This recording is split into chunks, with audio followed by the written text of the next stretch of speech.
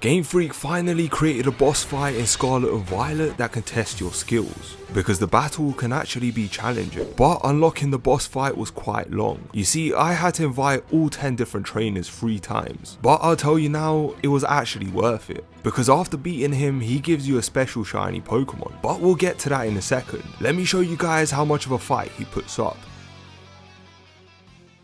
Cyrano states that he's the strongest trainer in the Blueberry Academy, and boy, I'll tell you, he's not wrong. Going into the battle, I actually forgot to sort out the order of my team. I was supposed to lead off with Pelipper and Ludicolo, but I led off with Pelipper and Staraptor. It wasn't a problem though, as he led off with Mandibuzz and Zebstrika, 2 Pokemon I had no problem taking out. So I went for Double Edge on Zebstrika and Ice Beam on Mandibuzz. Double Edge one-hit KO'd the Zebstrika, thanks to Staraptor's hidden ability, Stab, and his good attack stat. Having Zebstrika down on the first turn was good, because there wasn't any more heavy threats on the field left. Now using Ice Beam on Mandibuzz, I genuinely thought it would have KO'd the bird, but Mandibuzz was pretty bulky and didn't go down so easy, and on top of that, it recovered quite a bit of health back thanks to his held item, the Citrus Berry. After that, I realised this battle might be a problem, and then Mandibuzz retaliated back with a Toxic against my Staraptor, which meant my bird didn't have long left. Cyrano's third Pokemon was Gothitelle, and as you might have noticed by now, all of Cyrano's Pokemon are from the Black and White era, and Gothitelle is a very strong Pokemon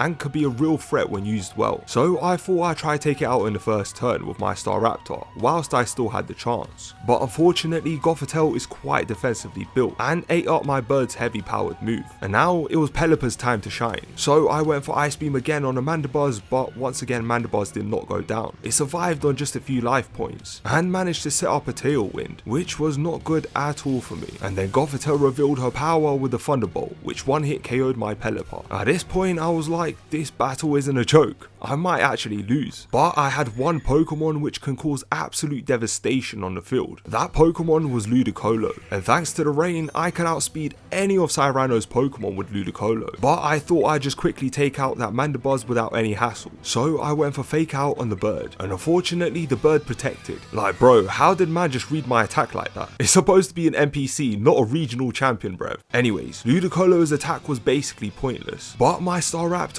also knew a priority move, which was Quick Attack, and poor Gothitelle went down to that attack, so it wasn't too bad of a turn for me, apart from Staraptor being on very low health because of poison. So the turn coming up, I knew it was Staraptor's last play on the field, and I didn't want to risk anything. Cyrano sent in Samurott, so I decided to Quick Attack Mandibuzz and Energy Ball the Samurott, but I wasn't aware that Samurott carried Aqua Jet, and because of the previous Tailwind Mandibuzz had used, Samurott acted first and took out my Staraptor. So my bird went down, and now it was up to Ludicolo to finish off what he started.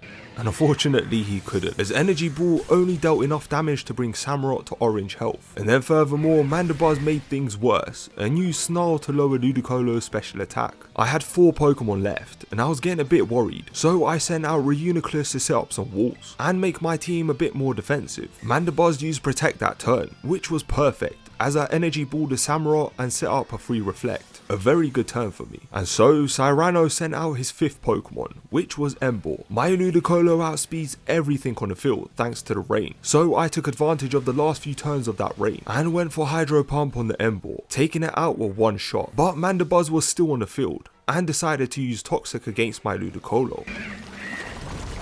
And as an idiot I am, I went for Psychic on a Dark-type Pokemon, even though it clearly stated that I had no effect on Mandibuzz, and I somehow still clicked it. But Cyrano only had his last ace left and Mandibuzz holding on for dear life, whilst I had fully powered backup ready to hit the field. Cyrano sent in his last Pokemon, which was Superior, and terrestrialized it, whilst Mandibuzz used Protect. I went for Ice Beam with my Ludicolo as it was a safe option, because I didn't know what type Superior would terrestrialize into. It did a very small chunk of damage, and Superior hit back on my Reuniclus with Glare, fully paralyzing it.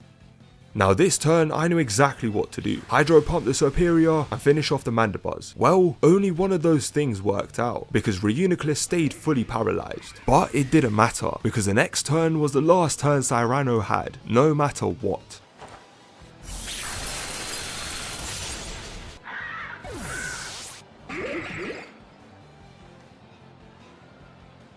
After defeating Cyrano, he allowed me to trade him a Pokemon, and in return I received the shiny Blitzwolf. Thank you Gamefreak for the awesome addition to the DLC.